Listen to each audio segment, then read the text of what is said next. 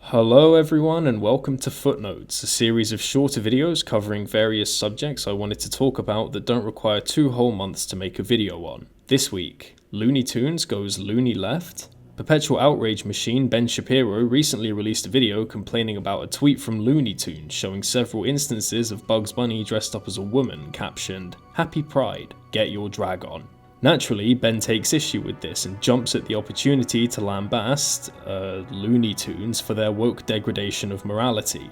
I'm not joking, this is a real thing he says. This is why, in the end, this is a battle against biblical morality and traditional morality. That's what this is. Naturally, a lot of Ben's opposition are taking this as an opportunity to dunk on Ben and reduce it to little more than a grown man whining about a children's cartoon. Series of images of Bugs Bunny in drag, again, because it was funny, and as Wait, I don't understand. Like, sir, you are complaining about Looney Tunes. I mean, what was I expecting? And I mean, on the one hand, I get it, right? There is an inherent absurd humor to this video existing, to the self-proclaimed editor emeritus of the Daily Wire being reduced to this. So now Bugs Bunny is a queer icon. Who knows?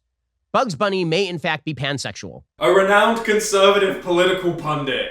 But while this is, at face value, very funny, it does also raise some concerns once you take a deeper look at this video and the response to it among Ben's supporters and opposition. You see, this video isn't just about Bugs Bunny, that only really covers the second half of this video. What this video is primarily concerned with is the banning of the Bible.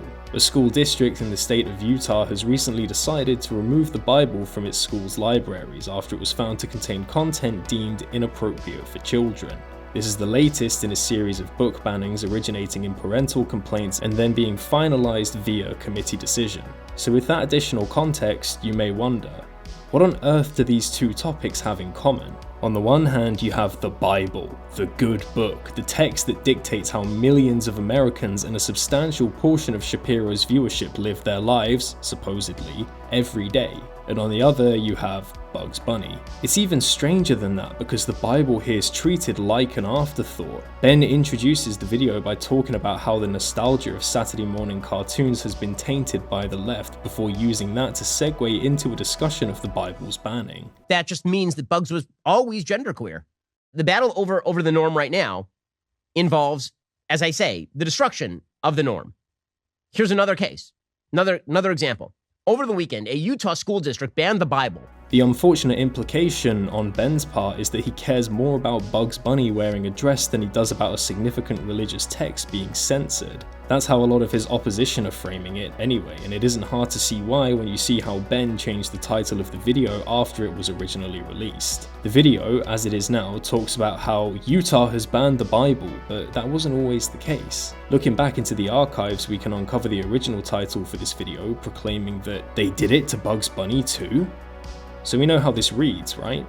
It feels, and isn't a huge logical leap to assume, that Ben, having accidentally revealed his deeply held passion for a children's cartoon, backpedaled and changed the title of his video to something a bit safer in order to save face. That, in a rare moment of self-awareness, Ben realized that he would seem more credible if he were to focus his outrage on the Bible instead of Looney Tunes. And while it is funny to boil this situation down to something that simple, I feel that this also denies Ben a lot of agency in what he's doing. Remember, Ben isn't just some idiot online who complains about kids' cartoons, at least he isn't only that. He's a propagandist, a leader for what you could charitably call conservative thought. I think there is, at least somewhat, a deliberateness to this whole video that serves a greater purpose, a deliberateness that we don't see because it's a lot funnier if we don't. We see Ben Shapiro, a man who takes himself so seriously, seething over a joke tweet, questioning the sexuality of a cartoon rabbit from the 40s, and we point and laugh at him, because ultimately, we aren't who this video is for. So let's look at this video from the perspective of somebody who does agree with Ben. The first step is deciding to actually watch the video in the first place. This updated title and thumbnail does a much better job at grabbing your attention as a standalone video than the original did. You know, the original title, They Did It to Bugs Bunny Too, is so vague and non-specific that it doesn't really give you much of a reason to care. It gives off the impression that a lot of Ben's opposition have since come away with, that of a grown man whining about a children's cartoon. But this updated title does away with this impression and instead focuses on an issue that a lot of Ben's supporters would find important. Maybe this was changed later to not be as embarrassing for Ben, or maybe it was to make his viewership care more to watch it. I can't really tell you. What I can tell you is that it was changed, and this has a pretty powerful effect on the rhetoric of the rest of Ben's video. This change, covering the more important issue tackled within the video, sets the expectations and stakes for everything that's yet to come throughout. It serves, in essence, as a primer to spark the outrage in Ben's audience that then spreads to everything else he talks about. Look at it this way. You see the title that sparks curiosity and outrage and click to learn more. Ben introduces the video by talking about another story, the Bugs Bunny tweet, which introduces you to this particular culture war battle while you're already inflamed at something else. He describes this Bugs Bunny tweet as a destruction of the norm before looping back around to discussing the Bible. That just means that Bugs was always genderqueer. The battle over the norm right now involves, as I say, the destruction of the norm. Here's another case, another example. Over the weekend, a Utah school district banned the Bible. Ben, in switching back and forth between these two topics, has essentially lumped them in together as two issues that should be of equal importance to his viewers. It no longer portrays these concepts as separate or differing in urgency, but united, part of a single, larger threat that Ben's audience faces. This deliberate effort can again be observed with Ben bringing up another banned book, Genderqueer, a graphic novel discussing the author's life growing up non-binary. The Bible is not quite saying the same thing as genderqueer, or even the converse of the thing. To equate the two things is a perversion, and everyone knows that it's perversion, which is precisely why the left is pursuing it. This book has been at the center of some controversy for a while now, and its banning in 2021 due to it being deemed inappropriate for children is what caused a parent to file a similar complaint against the Bible and have it banned under the same criteria as genderqueer.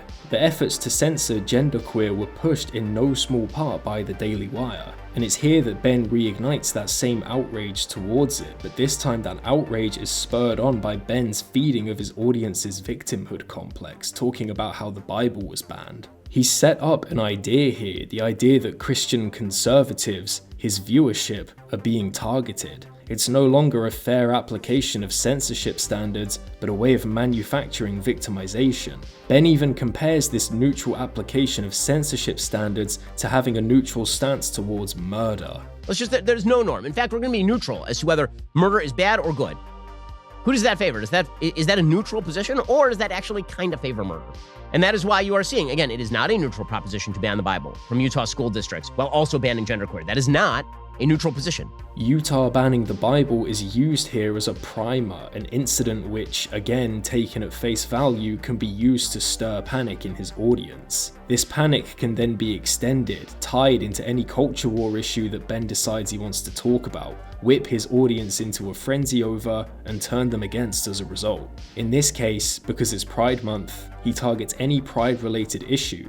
Enter Bugs Bunny in drag. And his audience, blinded in their need for victimhood, accepts this fuel for their burning anger and fear. Ben has essentially proven to us that he can whip his audience up into a blind frenzy regarding the silliest little thing. We laugh at him because we see the shallowness of his arguments, the pseudo-intellectual way in which they're applied. But to his audience, it's yet another piece of the puzzle falling into place. He's able to spark such fury over a children's cartoon because, to his audience, it isn't just a children's cartoon anymore, but part of a greater pattern they're being conditioned to see by Ben. Change, the opposition, anything woke. All of it feeds into that same cycle of outrage that he can effortlessly whip up until it results in real harm being done. What this video reveals to me, then, is that anything, even a kid's cartoon from the 40s, can be part of the culture war. Anything can be used as fuel for the outrage machine to keep churning, to keep proving Ben and his audience right in their beliefs, to the point that they fall into the event horizon of their own preconceptions, their own internal biases, and their own outrage. And from that, nothing, not even Bugs Bunny, can escape.